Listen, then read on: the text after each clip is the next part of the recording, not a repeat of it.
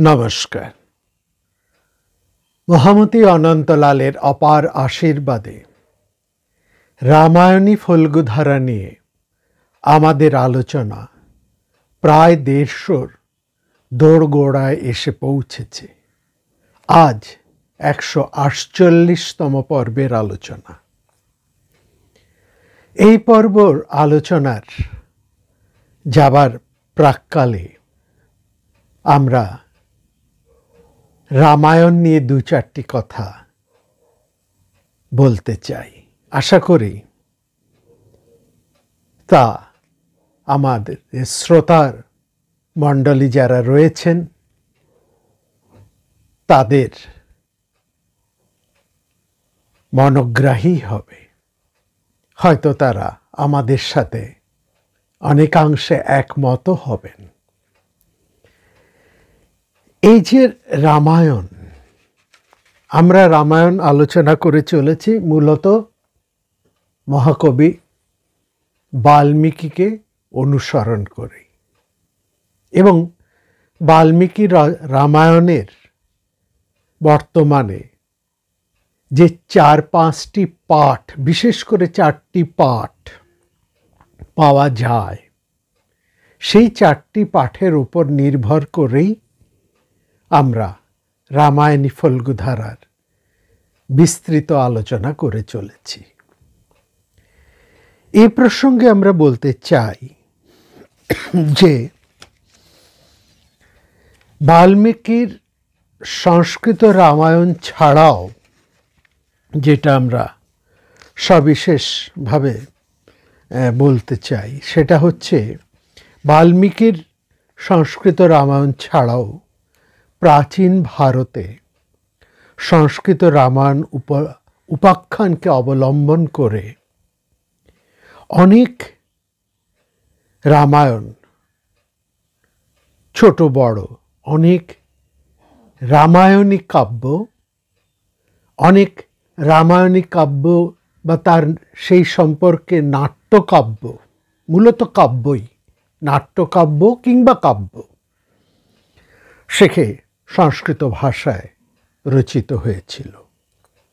এবং প্রাচীন ভারতীয় অন্যান্য ভাষায়, বিশেষ করে আমরা বলবো পালি এবং বিভিন্ন প্রাকৃত ভাষায় রামায়ণের কথা আমরা পেয়েছি। রামায়ণ হিন্দুদের ছাড়াও হিন্দু ধর্মের অন্তর্বর্তী জৈন সমাজের মধ্যেও বিশেষ জনপ্রিয় এখনো, এবং তারা তার যথেষ্ট সমাদরও করেন। সংস্কৃতে এবং প্রাকৃতে জৈন রামায়ণ রয়েছে, এবং সাহিত্যের দিক থেকে তার গুরুত্ব কিছুমাত্র কম নয়। ভারতবর্ষের দ্রাবিড় ভাষায়, অর্থাৎ দক্ষিণী দ্রাবিড় ভাষায়, এবং সেই যে দ্রাবিড় ভাষা তা ভারতবর্ষের উত্তর ভাষার অর্থাৎ হিন্দি ইত্যাদি ভাষার মতনই তা কিন্তু সমৃদ্ধ। এবং মনে রাখবেন, দ্রাবিড় ভাষা পৃথিবীর অন্যতম প্রাচীন ভাষা। সংস্কৃত ভাষারও পূর্ববর্তী এই দ্রাবিড় ভাষা। এই দ্রাবিড় ভাষা আর্য ভাষার মতনই যার মান্যতা এবং গুরুত্ব, সেখানেও বিভিন্ন ধরনের ওই দ্রাবিড় ভাষায় আমরা রামায়ণের অস্তিত্ব দেখেছি এবং এখনও আছে, এবং বিভিন্ন জায়গায় সেই রামায়ণ নিয়েও কিন্তু গভীর আলোচনা হয়। আর সেই সমস্ত রামায়ণের গুরুত্ব কোনো অংশে কম নয়। তবে এটা ঠিক, এই যত রামায়ণের কথা আমরা বললাম প্রাকৃত হতে এই দ্রাবিড় রামায়ণ, সমস্ত রামায়ণের আধার কিন্তু বাল্মীকি রামায়ণ। বাল্মীকি রামায়ণকে ভিত্তি করেই এই সমস্ত রামায়ণ নানাভাবে, নানা জায়গায়, নানা সংযোজন, নানা বিয়োজন, নতুন নতুন ঘটনা, এবং যে ভাষার যে অবস্থান, যে দেশ কাল, সেই সময়ের সমাজের লোক ব্যবহার ইত্যাদির পরিচয়, অর্থাৎ সেই সব রামায়ণ সেই সমস্ত অঞ্চলের, সেই সমস্ত জনগোষ্ঠীর জীবন ইতিহাসও বটে। এটাও কম দামি নয়, ভীষণ গুরুত্বপূর্ণ। তামিল ভাষায় মহাকবি কম্বন রচিত তামিল রামায়ণ ভারতবর্ষের অন্যতম শ্রেষ্ঠ সাহিত্য গ্রন্থ। তেলুগু, কন্নড়, মালায়ালম এই ভাষায়, এই বিশেষ করে মালায়ালম ভাষার যে রামায়ণ, এবং সেখানের যে রামায়ণ আখ্যান নিয়ে বহু কাব্য, নাটক, কথাকলি নৃত্যশৈলী, তার অধিকাংশই কিন্তু এই রামায়ণী ঘটনার উপর নির্ভর করেই গড়ে উঠেছে। আধুনিক ভারতীয় আর্য ভাষা সাহিত্যের অনেকখানি স্থান জুড়ে রামায়ণী তথা রামকথা নানাভাবে প্রকাশিত হয়ে চলেছে, এবং নানা ভাষায়, নানা অঞ্চলের ভিল রামায়ণ এটাও আছে। ভিল মহাভারত যেমন আছে, ভিল রামায়ণও তেমনি আছে। সাঁওতাল ওরাও এই সম্প্রদায়েরও কিন্তু রামায়ণী কথা, মহাভারতের কথা আছে তাদের ভাষায়। এবং শুধু তাই নয়, হিন্দু নয়, কেবলমাত্র হিন্দু নয়, মুসলমান, পারসিক, খ্রিস্ট, এরকম নানা ধর্মের মানুষদের, তাদের ভাষাতেও কিন্তু রামায়ণ পাওয়া যায়, তাদের মতন করে লেখা, সেটাও রয়েছে। এবং ফরাসি ভাষায় রামায়ণের বহু অনুবাদ, নানা ধরনের অনুবাদ সেখানে আমরা পাই।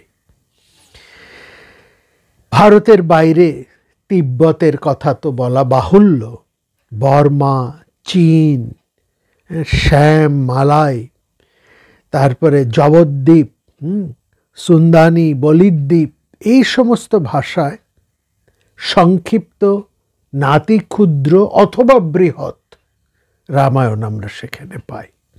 ইন্দোনেশিয়া, এখানে আমাদের উল্লেখ করতেই হবে, ইন্দোনেশিয়ার তারা মুসলমান ধর্ম গ্রহণ করলেও তাদের ধার্মিক এবং সাংস্কৃতিক জীবনে মুসলমান ধর্মের প্রভাব যতটাই থাকুক না কেন, রামায়ণ এবং মহাভারতের প্রভাব তাদের মধ্যে আজও প্রবলভাবে বিদ্যমান।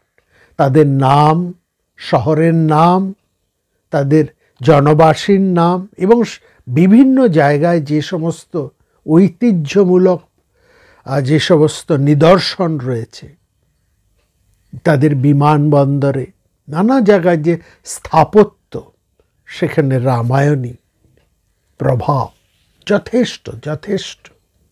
নামাকরণের দিকে তো প্রচুর, অর্থাৎ ভারতীয়দের যত না, তার থেকে অনেক বেশি ইন্দোনেশিয়ার জনজাতির মধ্যে রামায়ণীর নাম আমরা পাই। এটা বিশেষ করে লক্ষ্য করা। সংস্কৃত সাহিত্যে এই বাল্মীকি রামায়ণকে অবলম্বন করে কতগুলো পৃথক ধারা, রামায়ণের কতগুলো পৃথক ধারার অস্তিত্ব সেখানে আছে। যেমন আমরা সেখানে পাচ্ছি অদ্ভুত রামায়ণ। এছাড়াও রামায়ণের দর্শন বা তার দার্শনিক ব্যাখ্যা নিয়ে সেখানে আছে অধ্যাত্ম রামায়ণ, রয়েছে যোগ বাশিষ্ঠ রামায়ণ।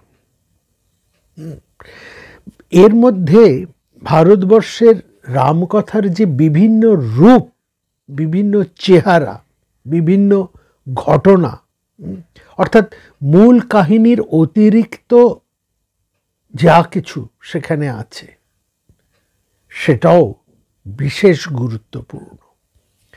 বাংলাদেশের যে রামায়ণ বা বাংলাদেশে যখন রামায়ণের চর্চা হয়, কেউ কিন্তু বাল্মীকির রামায়ণ নিয়ে বসে না, সবাই সেখানে বসেন কীর্তিবাসের রামায়ণকে নিয়ে। এবং সেই কীর্তিবাসের রামায়ণ এতটাই বাংলার জনচিত্তের মধ্যে প্রভাব বিস্তার করেছেন এই ফুলিয়ার কবির, যে কীর্তিবাসের রামায়ণেরও নানান পাঠ, যেমন বাল্মীকি রামায়ণের নানান পাঠ পাই, সেরকম কীর্তিবাসের রামায়ণের নানান পাঠ কিন্তু এই বাংলায় পাওয়া যায়। অর্থাৎ কোনটা অরিজিনাল কীর্তিবাসের রামায়ণ, এই প্রশ্নও কিন্তু উঠে গিয়েছে। এবং সেখানে আমরা এটা বলবো যে একটা চেষ্টা হয়েছিল যে কীর্তিবাসের যে রামায়ণ, সেই রামায়ণের অরিজিনালটাকে খুঁজে বের করার। এই চেষ্টাটা মূল রামায়ণ অর্থাৎ হীরেন্দ্রনাথ, তিনি মনীষী হীরেন্দ্রনাথ, তিনি চেষ্টা করেছিলেন, হীরেন্দ্রনাথ বন্দ্যোপাধ্যায় তিনি চেষ্টা করেছিলেন এই মূল কীর্তিবাসী রামায়ণের যে গ্রন্থ তাকে বের করা। কারণ আমরা জানি জয়গোপাল তিনি রামায়ণের, এই কীর্তিবাসী রামায়ণের মধ্যে তার নিজের রামায়ণ অনেক ঢুকিয়ে ফেলেছেন। ফলে অরিজিনাল কীর্তিবাসী রামায়ণটা কোনটা সেটা পাওয়া কিন্তু দুষ্কর। ওই ডক্টর নলিনীকান্ত ভট্টশালী এবং হীরেন্দ্রনাথ বন্দ্যোপাধ্যায় এরা দুজনে মিলে কিন্তু খুব চেষ্টা করেছিলেন এটা করার। তবে দুর্ভাগ্যবশত হীরেন্দ্রনাথের মারা যাবার পর আর সেই কাজটা এগোয়নি, সেভাবে আর একটু এগোয়নি। এছাড়াও আমরা কীর্তিবাসী রামায়ণের অনেক পাঠ আমরা সেখানে পাই। জয়গোপাল তো আছেন, এছাড়া আছেন রঘুনন্দন, হ্যাঁ, তারপরে আছেন তিনি রাম রসায়ন রচনা করেছিলেন, রঘুনন্দনের রাম রসায়ন। তারপরে শ্রীবাস, তার চতুর্থ পুত্র নিত্যানন্দ, হ্যাঁ, তিনি একটি রামায়ণ রচনা করেছেন। সেই রামায়ণ হচ্ছে অদ্ভুত রামায়ণের মতনই অদ্ভুত আচার্য তিনি নাম নিয়ে এই রামায়ণ রচনা করেন। এই রঘুনন্দন গোস্বামী তিনি নিত্যানন্দ, মহাপ্রভু নিত্যানন্দের বংশসম্ভূত, তিনি রচনা করেছেন। কেউ অযোধ্যারাম বা নিধিরাম কিংবা শঙ্কর এই নামে কবিচন্দ্র একজন রামায়ণ রচনা করেছেন, তারও রচনা আমরা পাচ্ছি। ফলত কীর্তিবাসের রামায়ণের ওর কিন্তু নানান পাঠ আমরা পাচ্ছি। অর্থাৎ এটার থেকে বোঝা যায় যে বাল্মীকি রামায়ণের মতনই কীর্তিবাসের রামায়ণও এই বাংলায় এতটাই জনপ্রিয় ছিল, ফলে তার বিভিন্ন পাঠ এবং তার রামায়ণকে ভিত্তি করে বহু বাংলার রামায়ণ গড়ে উঠেছিল। এবং পরবর্তী সময়ে অনেক পুঁথিকার তারা তাদের রচনা শৈলী, তাদের রচনা কীর্তিবাসের রামায়ণের মধ্যে ঢুকিয়ে দিয়েছেন। এটা পাওয়া যায়। এই যা অন্য পুঁথির ক্ষেত্রে ঘটে, এটা কীর্তিবাসের ক্ষেত্রেও ঘটেছে। এবং এটা কীর্তিবাসের, মহাকবি কীর্তিবাসের তার যে জনপ্রিয়তা সেটাকেই প্রমাণ করে। আমরা শেষ করব একটি কথা বলে। আজকের রামায়ণে আমরা আসব, আজকের রামায়ণী আলোচনা। এই রামায়ণ আলোচনার আগে আমরা এই যে আলোচনাটি তার শেষ করব মহাকবি তুলসীদাসের একটি উল্লেখ করে। চতুর্দিকে তো এখন রাম জন্মভূমি, রামায়ণ ইত্যাদি নিয়ে অনেক কিছু ঘটনা ঘটে চলেছে। সেখানে এই প্রসঙ্গে মহাকবি তুলসীদাসের একটা কথা আমাদের বলতেই হবে। মহাকবি তুলসী দাস তার নিজের অনুভব এবং তার কবি কল্পনায় রামচরিতমানস কাব্য রচনা করেছেন, এবং এই রামচরিতমানসের মধ্যেই আমরা একটা অপূর্ব ভক্তির ধারা আমরা দেখতে পাই, যা ভারতবর্ষের হিন্দি ভাষাভাষীদের মধ্যে অসম্ভব এক রসভক্তির সৃষ্টি, উন্মাদনা সৃষ্টি করেছে এটা, এবং তার জনপ্রিয়তাটা এইখানে, এই ভক্তির স্রোতে। একজন যে পাঠক, এটা আমরা বলবো, তারা যদি মহাকবি তুলসী দাসের এই ভক্তিরসের আস্বাদ একবার পায়, তার থেকে তার বেরিয়ে আসা কঠিন, এটাও ঠিক। এবং তিনি বাল্মীকি রামায়ণকে অবলম্বন করেই যে রামায়ণ রচনা করেছেন, এই কথা তুলসী দাস বারবার স্বীকার করেছেন। অথচ তার কাব্য প্রতিভায় কীর্তিবাসের মতোই, বাঙালি কবি কীর্তিবাসের মতোই তার রামায়ণী কথা, রামচরিতমানস, তার কল্পনা, তার ভক্তিধারায় রামায়ণের মূল আখ্যানের কিন্তু কোনো হানি ঘটেনি। যেমন কীর্তিবাসের রচনায় মূল রামায়ণের মূল ধারার, মূল সুরের, মূল ভাবের কোনো হানি ঘটেনি, সেখানে আখ্যান পরিবর্তন হয়েছে, নতুন সংযোজন বিয়োজন ঘটেছে, এটা ঠিক, কিন্তু মূল রস, মূল ভাব, মূল দর্শনের কোনো হানি ঘটেনি।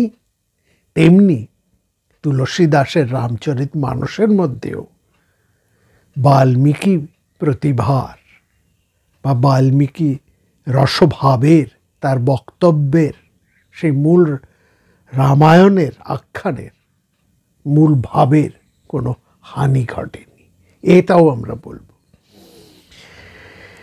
এখানে আমরা এই রামচরিতমানসের মধ্যে মহাকবি তুলসী দাস একটি অত্যন্ত দামি কথা বলেছেন। যেমন এই রামায়ণ সম্পর্কে রবীন্দ্রনাথ বলেছেন, কবি তব মনভূমি সে সত্য বলে জানি, যা তুমি রচিবে তাই সত্য। এই যে সত্য, এই সত্যকে, কবির মনোভূমিকে, তা অযোধ্যা। সেই অযোধ্যা কোথায়? একটা যেন কবির মনোভূমিতেই বিরাজ করছে, এবং যা রচিবে তুমি তাই সত্য বলে জানি। কোথায় তা অরিজিনাল, সেটা খোঁজার চেষ্টা বৃথা। আমরা বলবো রামায়ণের প্রত্যেক চরিত্র ভারতবর্ষের প্রতিটি গৃহে অবস্থান করছে। এখনো এত কিছু পরিবর্তন ঘটে যাবার পরেও মূল্যবোধের যে অবক্ষয় ধারা, তার মধ্যেও, এবং ভারতবর্ষের সেই যৌথ পরিবার ভেঙে টুকরো টুকরো হয়ে যাওয়া সত্ত্বেও যে টানটুকু রয়েছে, যে আকর্ষণটুকু রয়েছে, যে এক সম্প্রীতি, পারিবারিক যে আকর্ষণ এখনো যেটুকু বর্তমান, রামায়ণ সেখানেই কিন্তু অবস্থান করছে। আর রামায়ণের সেই আকর্ষণের জন্যেই বোধ হয় পুরোটা ভেঙে গিয়েও ভেঙে যেতে পারছেন না, ছিন্ন হয়েও তা বিচ্ছিন্ন হতে পারছে না। আর রাম জন্মভূমি সেটা কোথায়? আমরা বলবো প্রতিটি মানুষের, প্রত্যেক ভারতীয়ের হৃদয়ের মধ্যে রাম জন্মভূমি বিশেষ করে বর্তমান। এবং সেখানে তুলসী দাস বলছেন, তিনি নিজে বলছেন, নানা পুরাণ নিগমাগম সম্মতং ইয়দ রামায়ণে নিগদিতং কচ্চিদ অন্নতয়োপি বা শান্ত সুখায় তুলসী, শান্ত सुखाय तुलसी रघुनाथ गाथा भाषा निबंधम अतिमंजुलम आतनोति। शांत सुखाय रघुनाथ गाथा भाषा निबंधम अतिमंजुलम आतनोति। अनेक पुराण वेद এবং বিভিন্ন শাস্ত্রের যে কথা রামায়ণে আছে, শাস্ত্রসম্মত যেসব কথা রামায়ণে আছে তা তো আছে, এবং আরও উন্নত্র হতে অর্থাৎ এই যে অন্যত্র তা মানে তার নিজের অনুভব থেকে অর্থাৎ রামায়ণের মধ্যে এবং অন্যান্য পুরাণ বেদ এবং শাস্ত্রের যে সমস্ত বক্তব্য আছে তার সঙ্গে নিজের অনুভব, এটা সবচাইতে দামি কথা। নিজের অনুভবকে একত্র করে কিসের জন্য? শান্ত সুখায়, নিজের অন্তরের সুখের জন্য।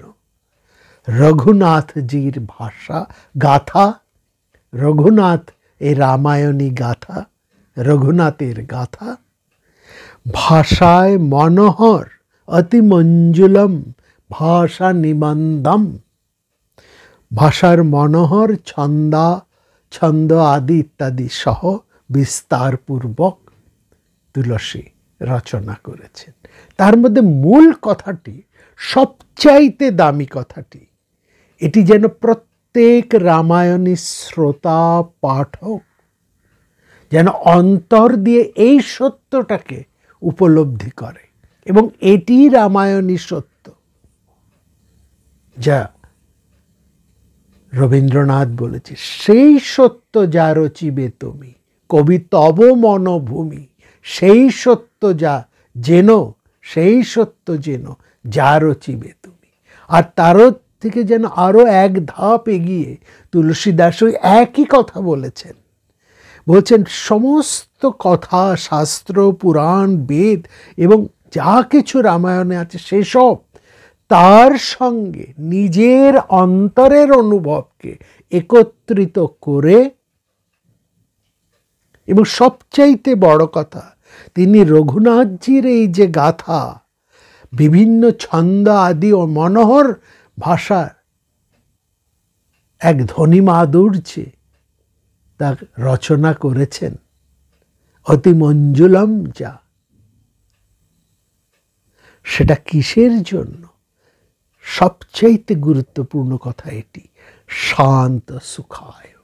আমরা যা রামায়ণ শুনব, যা রামায়ণ পড়ব, রামায়ণ নিয়ে যা আমরা ভাবব, এবং রামায়ণের থেকে যে রস আহরণ করব,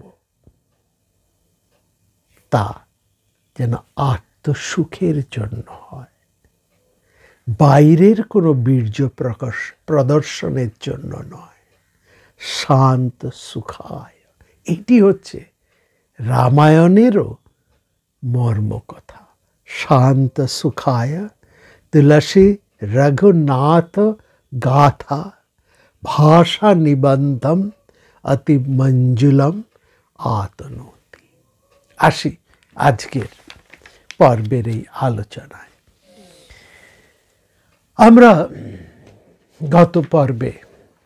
গত দুটি পর্ব ধরে কুম্ভকর্ণের কথা শুনেছি। কুম্ভকর্ণ তার রাজনৈতিক প্রজ্ঞা দেখেছি, এবং কুম্ভকর্ণের নীতি জ্ঞান প্রশংসনীয়, এ কথা আমাদের বলতেই হবে। যেভাবে মহোদর তাকে ভুল পথে পরিচালিত করার চেষ্টা করেছেন,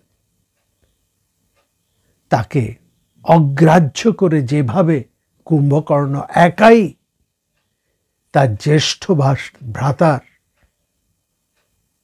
স্বার্থ চিন্তা করে যুদ্ধে অবতীর্ণ হবার জন্য উঠে দাঁড়িয়েছেন, এবং সেখানে কুম্ভকর্ণের যে নীতি জ্ঞান, তার নীতিবোধ, তার রাজনীতি বোধ, তার প্রজ্ঞা অত্যন্ত প্রশংসনীয়।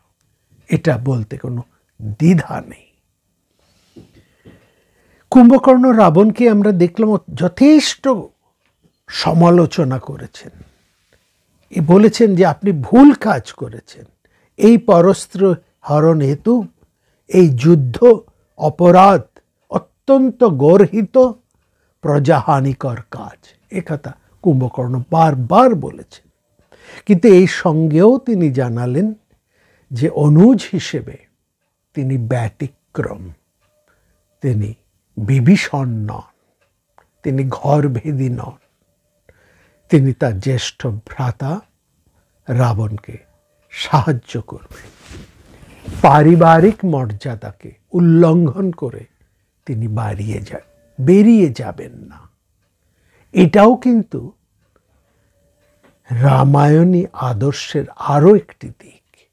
হতে পারে রাবণ রামায়ণের খলনায়ক, তার দর্শন ভারতবর্ষের অন্তর্দর্শনের সঙ্গে মেলে না, কিন্তু মহাকবি যে গার্হস্থ ধর্মের কথা বলতে চলেছেন, যে আদর্শের কথা বলতে চলেছেন, সেখানে এই পরিবারের একটা আদর্শের কথা সেখানে কিন্তু উঠে এসছে।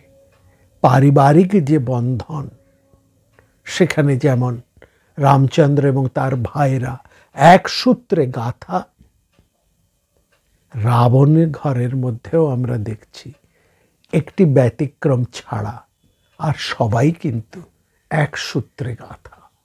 সেখানে কুম্ভকর্ণ বললেন যে তিনি অনুজ হিসেবে অগ্রজকে যথেষ্ট মর্যাদা দিয়েই তার ভুলের তিনি সমালোচনা করেছেন অত্যন্ত কটু ভাষায়, তবু তিনি কিন্তু পারিবারিক মর্যাদাকে উল্লঙ্ঘন করে বেরিয়ে যাবেন না।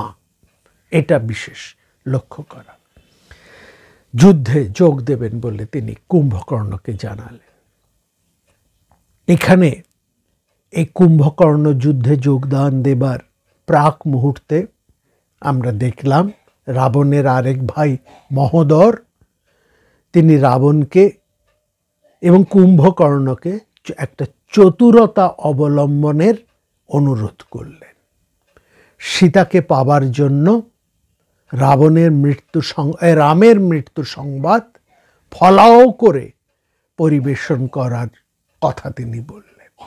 এই কথায় দেখলাম সবার আগে, অর্থাৎ মহোদরের কথা শেষ না হতেই কুম্ভকর্ণ অত্যন্ত ক্রুদ্ধ হয়ে তিনি মহোদরকে এক কথায় থামিয়ে দিলেন এবং সেখানে তার ক্ষাত্র অহমিকা মর্ষিত হল। এরপর মহোদরকে ভৎসনা করে কুম্ভকর্ণ যুদ্ধে চললেন। যুদ্ধে যাবার আগে আমরা দেখলাম কুম্ভকর্ণকে নিজের হাতে সাজিয়ে দিলেন তার জ্যেষ্ঠ ভ্রাতা রাবণ, এবং তিনি এক অপরূপ সাজে কুম্ভকর্ণ সেজে উঠলেন। গলায় দিব্যমালা, কানে কুণ্ডল, কেয়ুর, আঙ্গুরীয়, কণ্ঠহারে ভূষিত হয়ে কুম্ভকর্ণ যুদ্ধে অবতীর্ণ হলেন। তার পেছনে রাক্ষস সেনা, কেউ হাতিতে, কেউ উটের পিঠে, কেউ ঘোড়ায়, বিশাল সৈন্যবাহিনী। বিভীষণের শত মন্ত্রণা সত্ত্বেও, শত আশ্বাস দান সত্ত্বেও, ওটা মানুষ নয়, ওটা যন্ত্র দানব, এরকম কথা প্রচার করে দেওয়া সত্ত্বেও আমরা দেখলাম বানর সেনারা কুম্ভকর্ণকে দেখে প্রচণ্ড ভীত হয়ে পড়ল। কুম্ভকর্ণের হুঙ্কার পাহাড়ে প্রতিধ্বনিত হতে আরম্ভ করল। অঙ্গদ নিজে এগিয়ে এসে কুম্ভকর্ণের মোকাবিলায় সমস্ত বানরবীরদের একত্রিত করে তাদের মনোবল বাড়াতে লাগলেন। তারা যাতে ভেঙে না পড়েন সেই জন্য নানা কথায় তাদেরকে উৎসাহিত প্রচোদিত করতে লাগলেন। ঋষভ, সরব, মৈন্দ, ধূম্র, নীল, কুমদ, সুসেন, গবাক্ষ, রম্ভ, তার, দিবিদ, পনস এবং হনুমান একসঙ্গে এতজন বানর, বিখ্যাত বিখ্যাত বানর কুলের শ্রেষ্ঠ বীরেরা একসঙ্গে কুম্ভকর্ণের উপর ঝাঁপিয়ে পড়লেন চতুর্দিক থেকে। বানরেরা বহু রাক্ষস বধ করলেন। কুম্ভকর্ণ কিন্তু বানরদের ছেড়ে দিলেন না। তার হাতে বহু বানর সৈন্য, বহু বানর বীর মারা পড়ল। হনুমান নিজে কুম্ভকর্ণের সঙ্গে যুদ্ধে এসে প্রচণ্ড ভাবে আহত হলেন। সুগ্রীবের নিক্ষেপিত সেই বিশাল পর্বত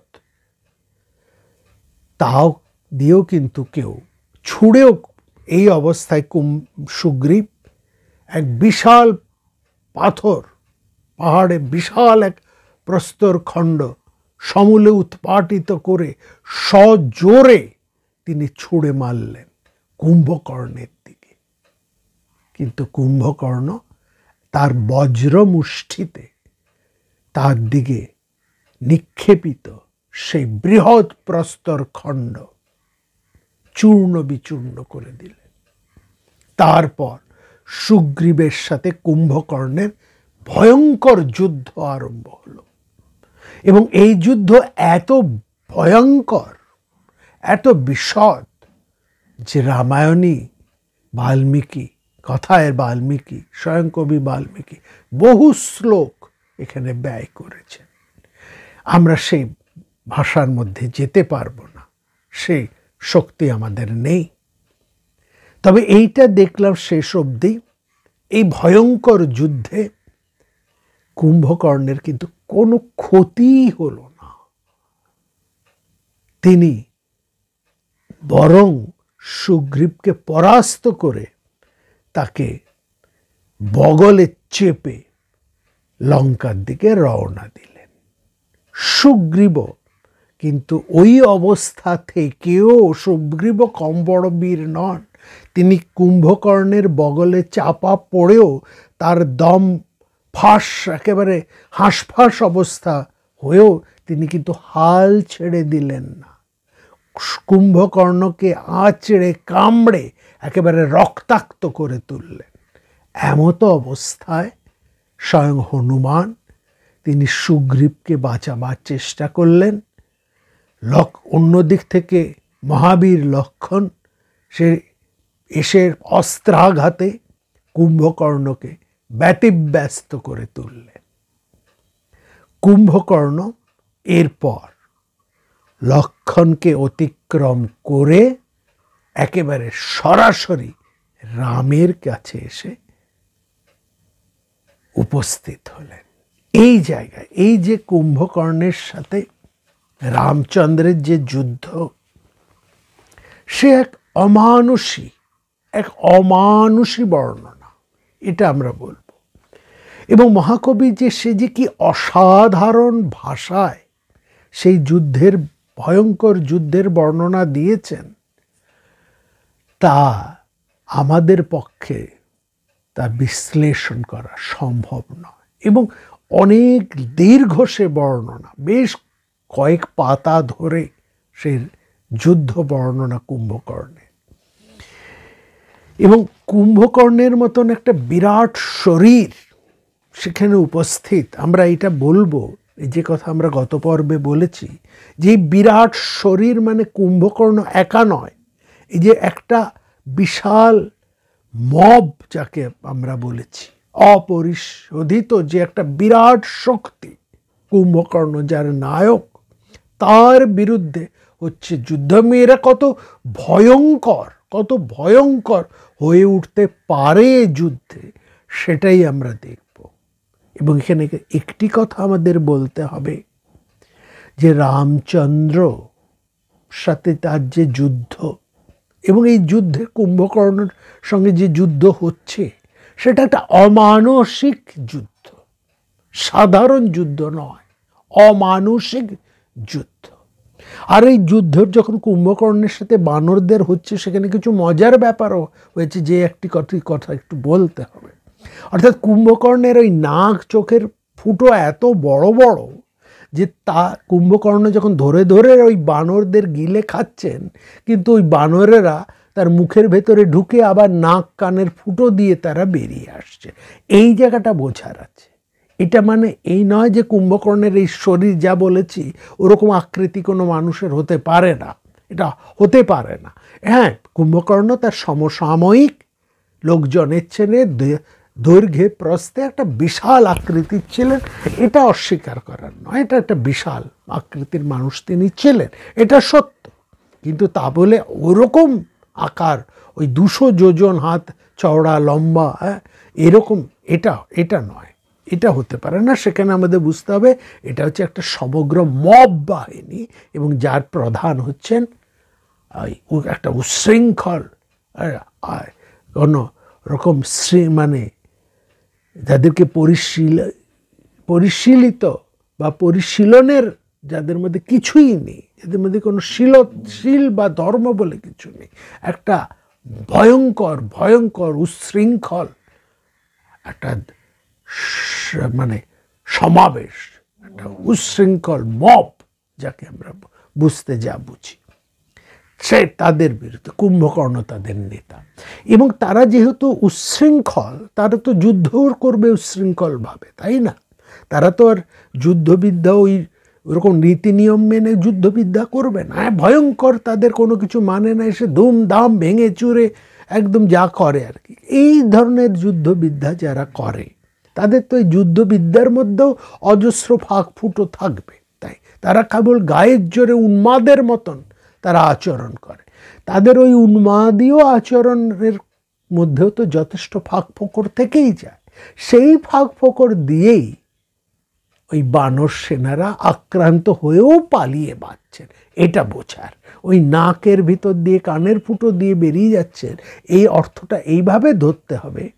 এই অপরিশোধিত শক্তি, যাদের কোনো ধর্ম শীল বলে কিছু নেই, কোনো কিছু থাকার কথাই নয়, যাদেরকে পালন করে রাজশক্তি কেবলমাত্র নিজেদের স্বার্থে, এইরকম তাদের কোনো রকম অনুশীলন যেহেতু নেই, যেহেতু তাদের শীল ধর্ম অপরিশীলিত বলে তাদের কোনো রকমের অনুশীলন নেই, যুদ্ধও তারা করে গায়ের জোরে ভয়ঙ্করভাবে, এবং তার ফলে যুদ্ধবিদ্যার মধ্যেও যে তাদের অজস্র ত্রুটি ফাঁক ফোকর থাকে, সেই সব ফাঁক ফোকর দিয়েই ওই বানর সৈন্যরা পালিয়ে বাঁচছে।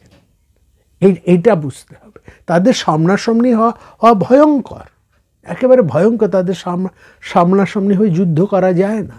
আমরা দেখি যখন দুর্বৃত্তরা আক্রমণ করে, তাদের সামনাসামনি করা যায় না, কিন্তু দুর্বৃত্তদের আক্রমণেরও কিছু ফাঁক ফোকর থেকে যায়, সেই ফাঁক ফোকর দিয়েই মানুষ কিন্তু পালিয়ে বাঁচে। এইটাই হচ্ছে বোঝার, এখানেও সেটাই বুঝতে হবে।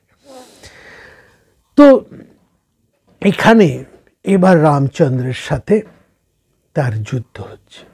হ্যাঁ, যুদ্ধ যেটা হচ্ছে একটা শিক্ষিত যোদ্ধার সাথে, অভিজ্ঞ নিপুণ যোদ্ধার সাথে অপরিশীলিত, অশিক্ষিত, উন্মত্ত যোদ্ধ শ্রেণীর সাথে অত্যন্ত শিক্ষিত, কুশলী, অভিজ্ঞ এবং বহু সামরিক অস্ত্রে সুসজ্জিত এক বাহিনীর বিরুদ্ধে, অর্থাৎ একটা অসম বৈপরীত্য আমরা দেখছি এই যুদ্ধের মধ্যে। এইটা বিশেষ করে মনে রাখতে হবে। অর্থাৎ কুম্ভকর্ণ যুদ্ধ করছেন খালি হাতে, তার অযুত শক্তি নিয়ে, শারীরিক বল নিয়ে, একটা ভয়ঙ্কর চেহারা নিয়ে। আর রামচন্দ্র যুদ্ধ করছেন তার অস্ত্র নৈপুণ্যে, যুদ্ধ নৈপুণ্যে।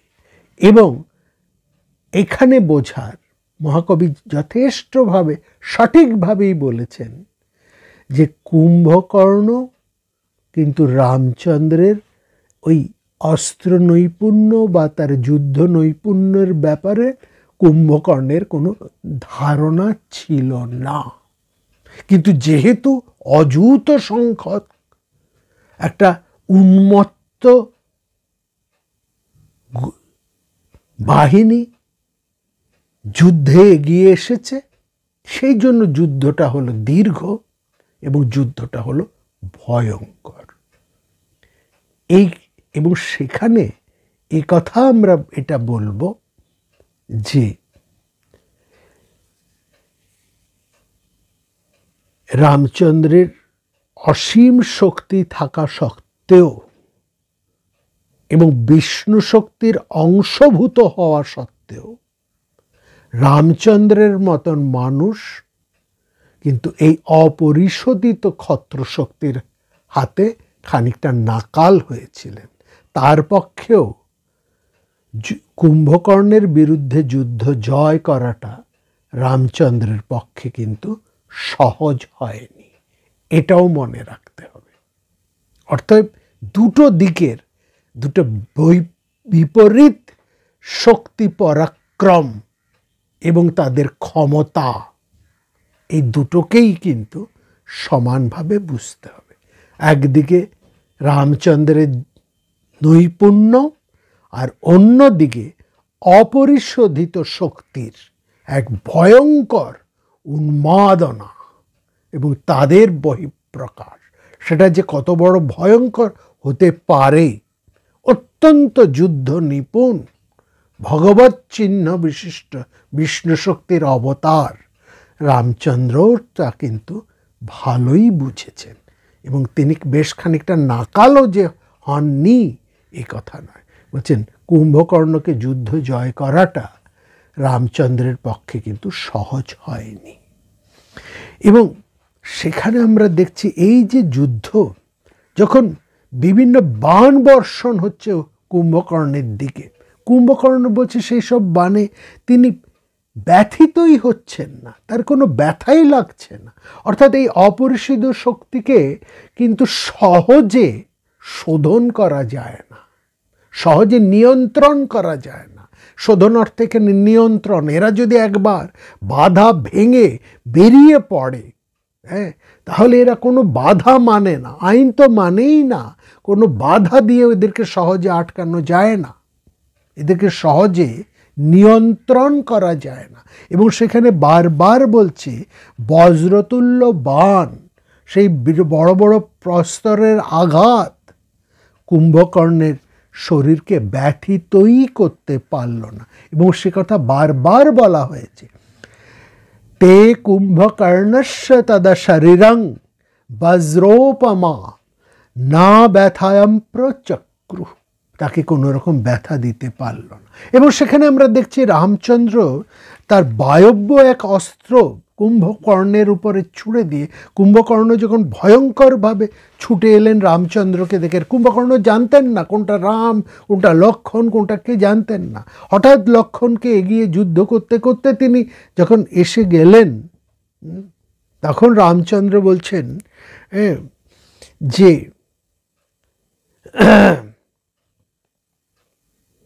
দাঁড়াও, তোমার যুদ্ধের স্বাদ আজকে আমি মিটিয়ে দেব। তখন কুম্ভকর্ণ বলছেন, রাক্ষস তুমি বিষণ্ণ হও না, আমি ধনুক নিয়ে তৈরি আছি, আমি হচ্ছি সেই রাক্ষস কুলের ধ্বংসকারী বলেই তুমি আমাকে জানবে, এই মুহূর্তের মধ্যেই তুমি প্রাণ হারাবে। এরকমভাবে যখন রামচন্দ্র বললেন, আবেহিমং রাক্ষস বংশ নাশনং জন্তং মুহূর্তাদ ভাবীতি বিচেতঃ, সেই মুহূর্তের কুম্ভকর্ণ বলল, ও তাহলে তুমি রাম, আচ্ছা। হ্যাঁ, বলে কুম্ভকর্ণ এক বিকৃত স্বরে হেসে উঠলেন। যুদ্ধে অত্যন্ত ক্রুদ্ধ হয়ে বানরদেরকে দলিত করে সরাসরি রামচন্দ্রের দিকে ছুটে গেলেন।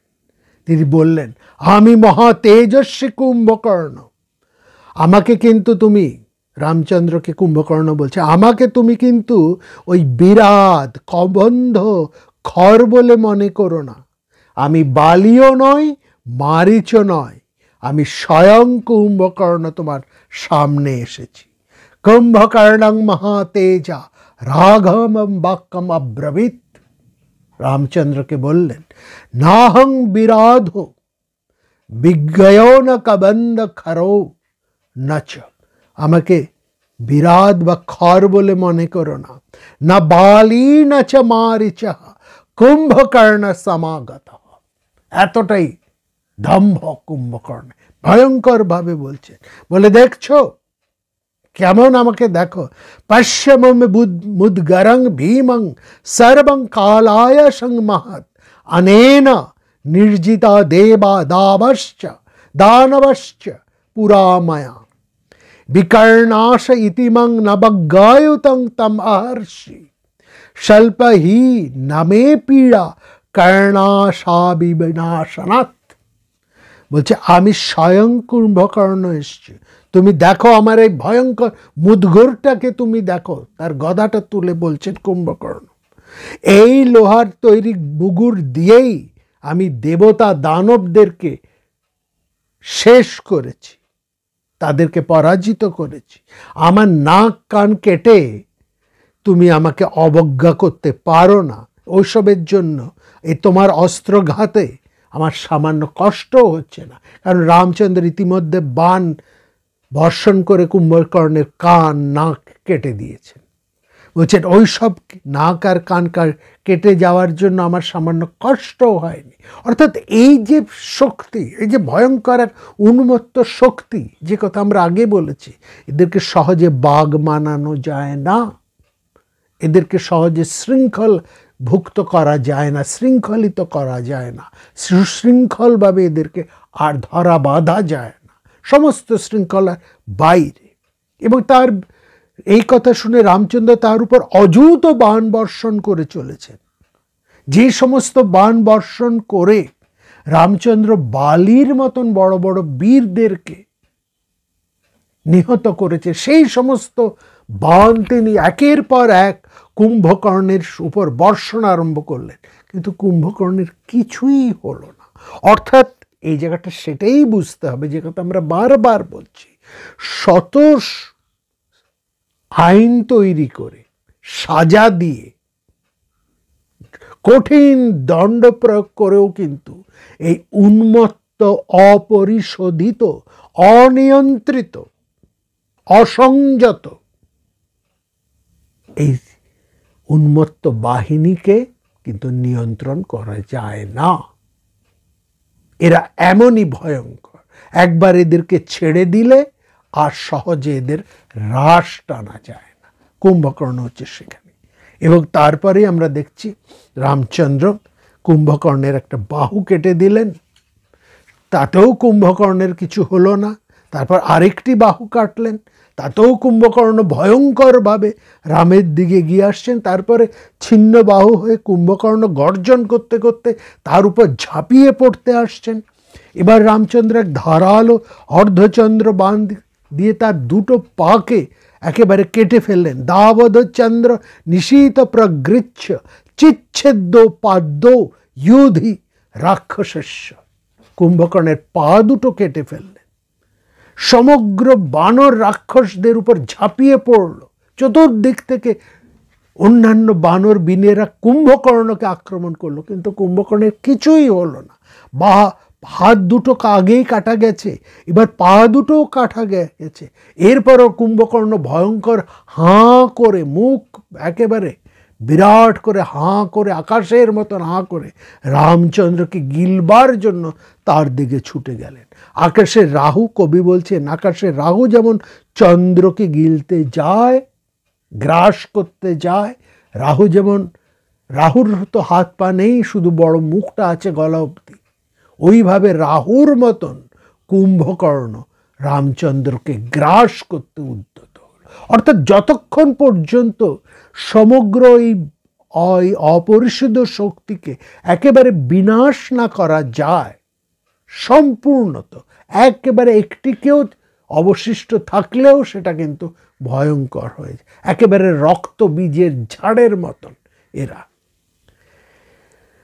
তখন রামচন্দ্র আর উপায় না দেখে বাণের পর বাণ মেরে ইন্দ্র বজ্র প্রয়োগ করে, ইন্দ্র যে বজ্র প্রয়োগ করে বৃত্রাসুরের মস্তককে চূর্ণ করেছিলেন, সেই বাণ রামচন্দ্র এবার প্রয়োগ করলেন কুম্ভকর্ণের বিরুদ্ধে। কুণ্ডলে অলঙ্কৃত কুম্ভকর্ণের সেই বিরাট মাথাটি, কবি অপূর্ব বর্ণনা করছেন কুম্ভকর্ণের এই মৃত্যুর সেই অবস্থাটাকে, কি অপূর্বভাবে কুম্ভক বলছেন, আদিত্য বৌদ্ধিতে রাত্র মধ্যস্থ ইব চন্দ্রমা।